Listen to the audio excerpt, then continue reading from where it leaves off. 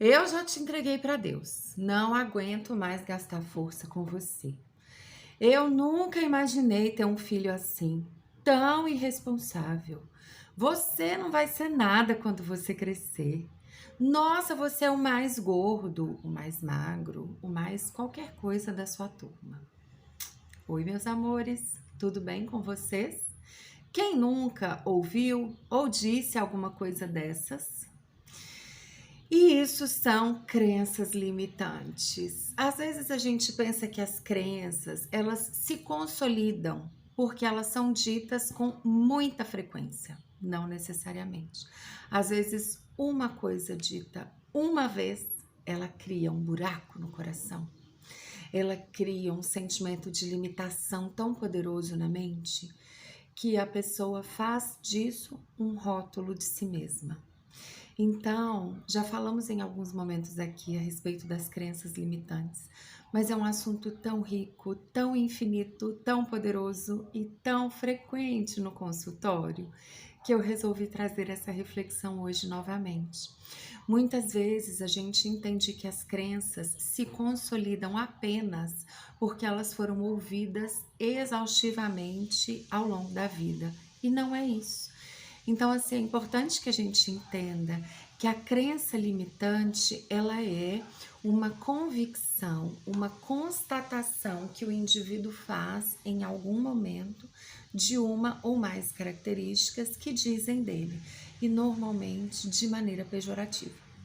Então é importante que a gente entenda isso, porque às vezes a gente descredibiliza o tamanho do impacto de algo que a gente diz para alguém e de algo, enquanto pacientes, que a gente ouviu.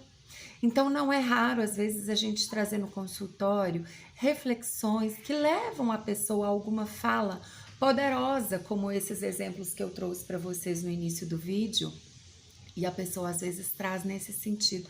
Mas, Rê, era só minha professora, era só uma colega de trabalho. Não se trata de quem veio a informação e nem se foi uma vez ou 50 vezes que você ouviu aquilo. Se trata de como nós assimilamos essas informações. Então, isso é muito importante e a gente precisa perceber isso, né? A relevância que uma coisa que a gente ouviu pode ter e o quão limitante aquilo pode vir sendo desenvolvido e imposto na nossa vida de adultos, né? Então, às vezes é uma coisa que você ouviu ali no colégio, mas bateu fundo no seu coraçãozinho e você não consegue superar, né? E aí você passa a acreditar em algo que nem diz de você. Às vezes diz de um comportamento que você teve, diz de uma situação que você agiu de forma equivocada realmente, né? Não tô aqui também fazendo uma leitura de vitimismo sobre as pessoas. Não.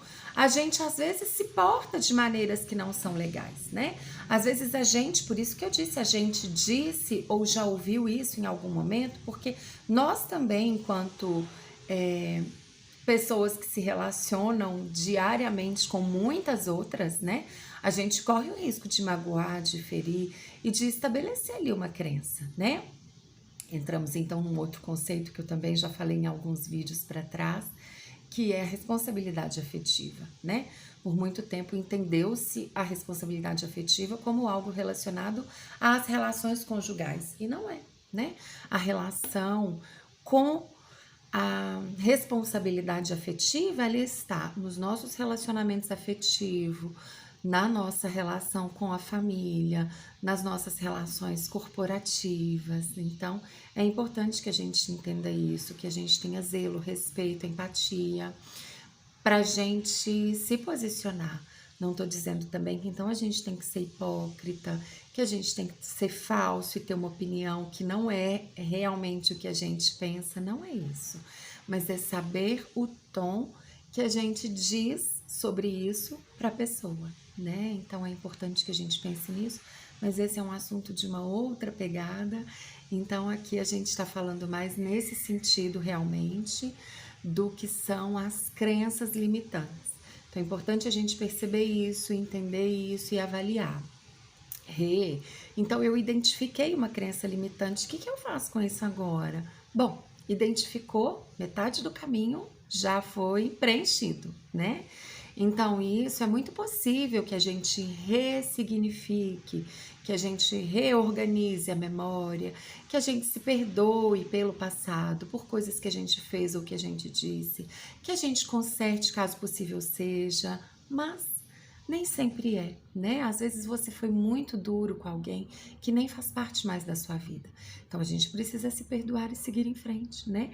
Buscar ser uma versão melhorada de si mesmo sempre, todos os dias, e aí a gente vai minimizando o risco de construirmos mais crenças e em paralelo a gente vai trabalhando no conceito e na ressignificação dessas crenças que já estão ali estabelecidas em nós, né? Então, quando esse assunto aparece no consultório, eu falo muito isso, da capacidade de a gente se perdoar, a capacidade de a gente ali tirar o espinho que aquela crença representa dentro de nós e seguir em frente. A marca vai ficar? Provavelmente sim, mas não precisa continuar a doer a vida inteira, tá bom? Então, é uma visão muito objetiva do que são as crenças limitantes e é um convite para você refletir a respeito das suas. Todos nós temos várias crenças, né?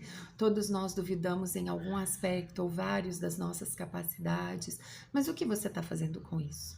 Como você vai lidar com isso é que faz toda a diferença em você conseguir realmente superar uma crença limitante ou você escolher caminhar com ela ao seu lado por toda a sua vida, tá bom? Espero que vocês tenham gostado dessa visão bem objetiva, mas muito precisa do que são crenças limitantes. Um beijo e até a próxima. Tchau, tchau!